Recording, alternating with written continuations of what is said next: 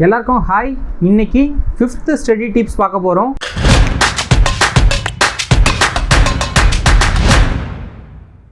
Jar and clip method. ஆக்சுவலாக நீங்கள் என்றைக்குன்னா படிக்கும்போது ரொம்ப போர் அடிக்குது, லேசியாக ஃபீல் பண்ணுறீங்க, இல்லை நீங்கள் நிறைய படிக்கணும்னு நினைக்கிறீங்க, எக்கச்சக்கமான கொஷின்ஸ் படிக்கணும்னு நினைக்கிறீங்க அப்படின்னா ஒரு எய்ம் இருக்குது. ஆனால் அன்றைக்கி டேயில் ஒரு லேசியாக இருக்குது, அந்தளவு இன்ட்ரெஸ்ட்டே இல்லாத மாதிரி இருக்குது அப்படின்னு நினச்சிங்கன்னா அன்றைக்கி டேயில் இந்த டெக்னிக் யூஸ் பண்ணுங்கள்.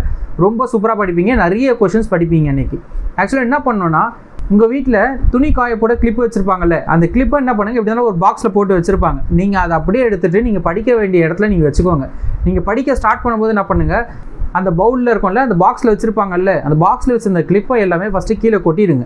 நீங்கள் அதுக்கப்புறம் என்ன பண்ணுங்கள், நீங்கள் படிக்க போகிற கொஷின்ஸ், இப்போ நீங்கள் ஒரு கொஷின் படிச்சிட்டிங்க அப்படின்னா, ஒரு டார்கெட் முடிச்சிட்டிங்க, ஒரு கொஷின் படித்து முடிச்சிங்கன்னா ஒரு கிளிப்பை தூக்கி என்ன பண்ணுங்கள், அந்த பாக்ஸில் போட்டுக்கோங்க, இல்லை அந்த பவுலில் போட்டுக்கோங்க.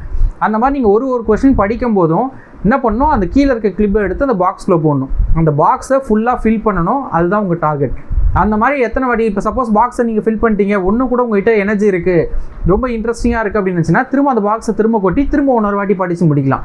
அந்த மாதிரி எத்தனை வாட்டி பாக்ஸை அந்த பாக்ஸை ரீஃபில் பண்ணுறீங்க அப்படின்ற மாதிரி கூட ஒரு கேமாக வச்சுக்கலாம். ஃபஸ்ட்டு எடுத்தவொடனே அந்த கிளிப்பை ஃபுல்லாக ஒன் டைம் முடிக்க ட்ரை பண்ணுங்கள். அப்புறம் உங்கள் பொட்டன்ஷியல் எவ்வளோன்னு தெரிஞ்சதுக்கப்புறம் அதை கூட இன்க்ரீஸ் பண்ணிக்கலாம். நீங்கள் 2 பாக்ஸுக்கு ஃபுல்லாக வர அளவுக்கு படிக்க போகிறேன், 3 பாக்ஸ் ஃபில் பண்ண போகிறேன், அந்த அளவுக்கு நீங்கள் பிளான் பண்ணி படிக்கலாம்.